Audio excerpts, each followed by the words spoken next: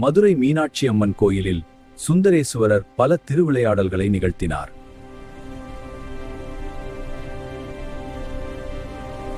ஒரு நாள் பாண்டிய மன்னர் வரகுண பாண்டியனுக்கு ஒரு கனவு வந்தது.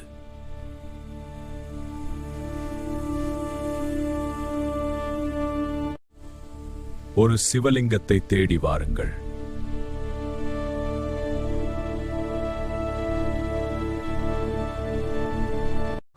மன்னர் தன் அமைச்சரை அனுப்பினார். அவர் பெயர் மாணிக்கவாசகர்.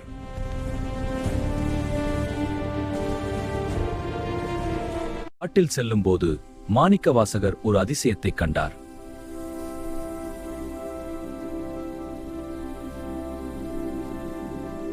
இந்திரனும் தேவர்களும் சிவபெருமானை வழிபடுவதை பார்த்து ஆச்சரியப்பட்டார்.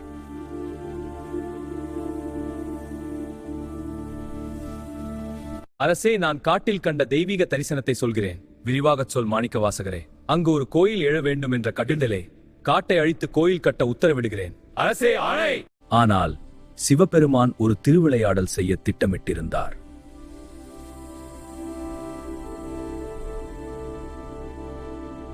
மாணிக்கவாசகர் மீண்டும் காட்டுக்குச் சென்றபோது ஒரு அழகிய இளைஞர் அவரை அழைத்தார். உன் தேடல் இங்கு முடிகிறது. ஆன்மா என்று தூய்மை உரே. அந்த இளைஞர், சிவபெருமானே, உனக்கு ஆன்மீக ஞானத்தை அளிக்கிறேன். ஓம் நம சிவாய. ஒடிமுன் வினை போய் ஒளித்தது வெண்ணெய் நெய்யுடன் பால் உண்டு இடர்கெடெங்கொ நெம்பிரா திருவடி இணை வந்து இன்னிணைந்து அடியனேன் உள்ளத்து அமுதுனை அடைந்தேன் ஆதியே. மீனாட்சி அம்மன் அவரது பக்தியைக் கண்டு மகிழ்ந்து அருள் புரிந்தாள்.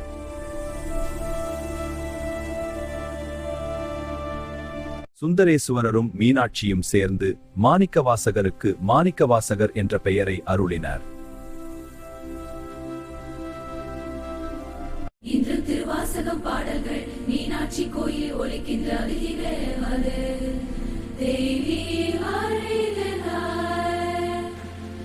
மீனாட்சி அம்மன் அருளால் பக்தர்களின் வார்த்தைகளும் முத்துக்களாக மாறும். ஓம் ஸ்ரீ மீனாட்சி சுந்தரேஸ்வராய நமஹ.